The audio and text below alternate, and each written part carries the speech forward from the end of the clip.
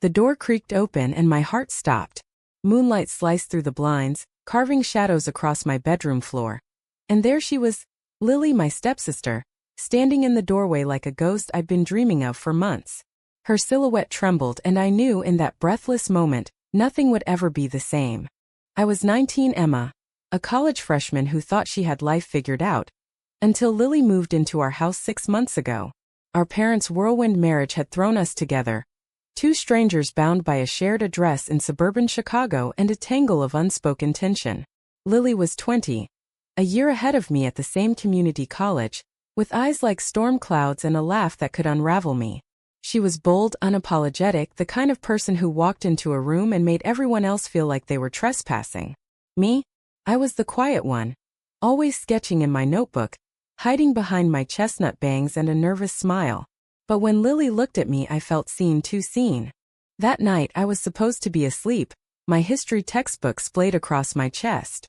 Finals were a week away, and I'd been drowning in stress. But sleep wouldn't come. Not with the way my thoughts kept drifting to her. Then the creak of the door. "Emma!" Her whisper was soft, but it hit like a thunderclap. I sat up, clutching the blanket, my pulse racing. "What are you doing here?" I managed, my voice barely above a breath. Lily stepped inside, closing the door behind her. The moonlight caught her long wavy black hair, making it shimmer like ink. She wore a gray sweatshirt that slipped off one shoulder, and her bare feet padded silently across the hardwood. "I couldn't sleep," she said, her voice low, almost fragile. "And I needed to talk to you." She sat on the edge of my bed, close enough that I could smell her lavender shampoo. My room, my safe space, suddenly felt too small, too warm. "Talk about what?" I asked, though I already knew or hoped. For months we danced around something unspoken. Stolen glances over breakfast, her hand brushing mine when we passed dishes at dinner. The way she'd linger in my doorway, asking about my sketches. Our parents thought we were just getting along, blending into their perfect little family. They didn't see the way my stomach flipped when she smiled, or how her teasing made my cheeks burn. They didn't know I was falling for the one person I wasn't supposed to want. Lily's eyes locked onto mine, and I saw it, a flicker of fear, but also something fierce. "I'm tired of pretending," she said. "I know you feel it too, Emma. This thing between us." My breath caught. She was saying it, the words I'd buried deep, afraid they'd ruin everything. "Lily, we can't," I started, but she cut me off, her hand grazing mine. "Why not?" she challenged, her voice trembling but steady. "Because of them? Because of what people might say." I wanted to argue, to list all the reasons this was impossible. Our parents, our friends, the small-minded whispers of our suburban neighborhood. But her touch burned away my excuses, and all I could think was how badly I wanted to close the distance between us. "I'm scared," I admitted, my voice breaking. Lily's fingers tightened around mine. "Me too," she whispered. "But I'd rather be scared with you than safe without you." That night we didn't kiss. We didn't need to. We talked until dawn, our voices weaving a fragile bridge between us. Each confession a step closer to something dangerous and beautiful. By the time the first light crept through the window, I knew I was in love with her, and that love would either save me or break me. The next few weeks were a blur of stolen moments and pounding hearts. Lily and I found excuses to be alone. Study sessions in the library, late-night drives to nowhere, her sneaking into my room after our parents were asleep.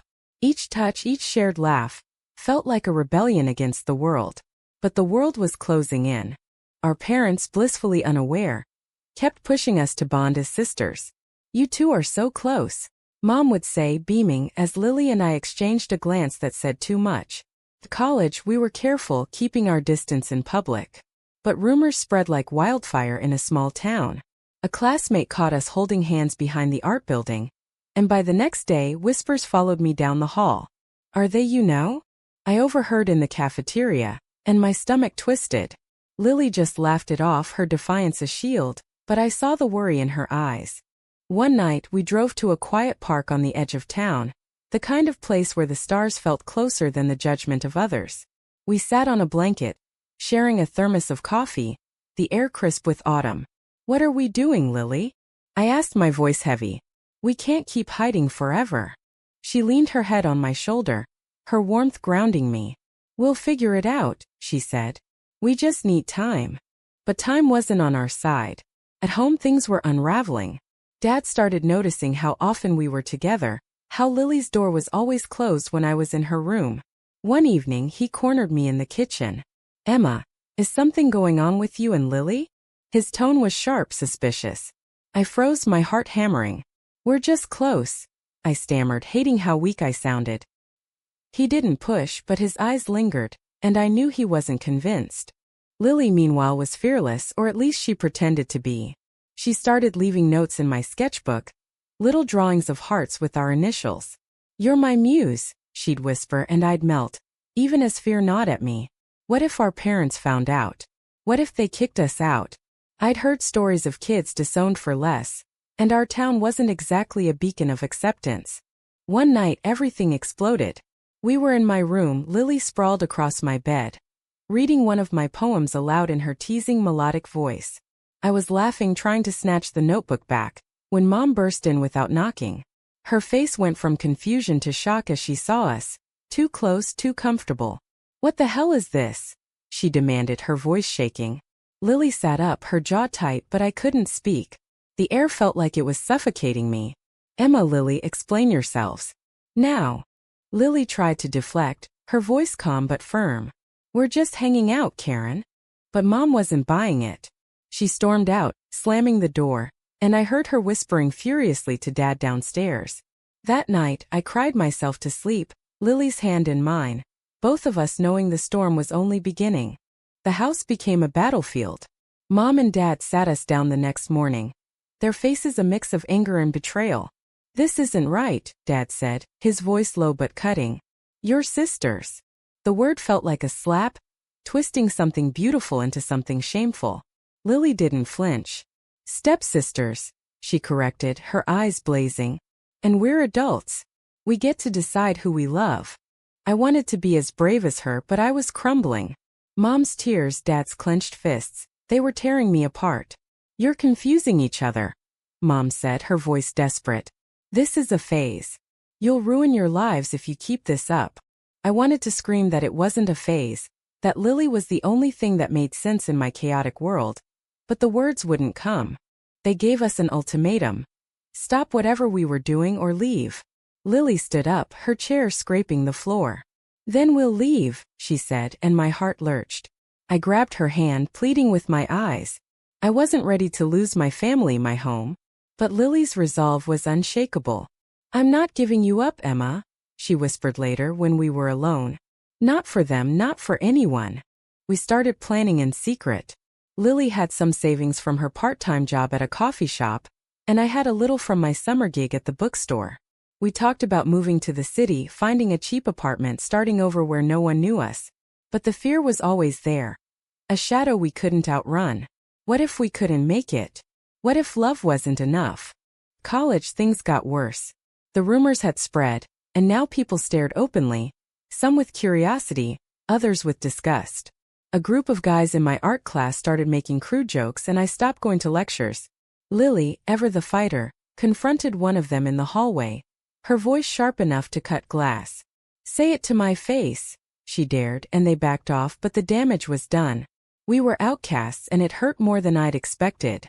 One night I broke. We were in Lily's car, parked by the lake, the water reflecting the city lights. "What if they're right?" I said, my voice trembling. "What if this is wrong? What if we're just broken?" Lily's face softened, and she pulled me into her arms. "We're not broken, Emma," she said fiercely. "We're real. And real things are messy, but they're worth fighting for." Her words anchored me, but the doubt lingered, a poison I couldn't shake. The decision to leave came faster than we expected. Dad found one of Lily's notes in my room. A simple "I love you," scrawled on a napkin. He didn't yell this time. He just looked at me with such disappointment that I felt like I was drowning. That night we packed our bags. Lily's determination was a lifeline, pulling me forward when I wanted to collapse. "We'll build something better," she promised, and I clung to her words like a prayer. We found a tiny studio apartment in Chicago, barely affordable but ours. The first night we slept on a mattress on the floor, surrounded by boxes, but it felt like freedom. Lily hung fairy lights around the room, and we danced to music from her phone, laughing until we cried. For the first time I felt like I could breathe. But life wasn't a fairy tale. Money was tight and we both picked up extra shifts. Lily at a bar, me at a diner. The city was vibrant, alive, but it was also exhausting. We fought sometimes over stupid things like dishes or whose turn it was to pay the electric bill. But every fight ended with us curled up together, apologizing, promising to do better. Love was work, I learned, but it was worth it. We found a community in the city. Other queer kids, artists, dreamers. At a local open mic night, I read one of my poems about Lily, my voice shaking but strong. The crowd cheered and Lily kissed me in front of everyone, unashamed. For the first time I felt proud of who I was, who we were. Back home things were slower to heal. I called Mom a few times but she was distant, hurt. Dad didn't answer at all. It stung, but Lily reminded me that family isn't just blood. It's the people who choose you. And she chose me every day. One evening as we sat on our tiny balcony, watching the city lights, Lily took my hand. "I want to marry you someday," she said, her voice soft but sure. I laughed, tears in my eyes. "We're barely surviving, Lil." She grinned undeterred. "We'll make it. You and me against the world." 2 years later we were still in that cramped apartment, but it was home. I was finishing my degree, Lily was working toward hers, and we built a life that felt like ours. The scars from our past were still there. Mom and Dad had softened, but they weren't ready to fully accept us. Some friends had drifted away, unable to understand. But we had each other and that was enough. One spring evening, Lily took me to the park where we'd once shared coffee under the stars. She was nervous, fidgeting with something in her pocket. Before I could ask, she dropped to one knee, holding out a simple silver ring. "Emma, you're my everything," she said, her voice thick with emotion. "Marry me. Let's make this forever." I said yes, crying and laughing as strangers clapped around us. It wasn't legal yet, not in our state, but it didn't matter.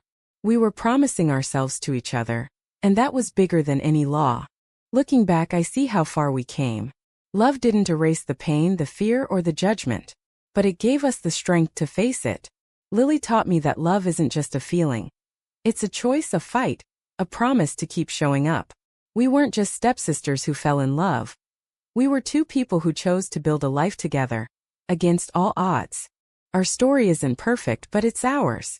And in a world that tried to tear us apart, we found a way to hold on, to each other, to hope, to the belief that love, in all its messy, beautiful forms, is worth everything. As I sit here, Lily asleep beside me, her hand in mine, I know one thing for sure. We're not just surviving. We're thriving. Thank you for listening. Like and subscribe to get notifications about next videos.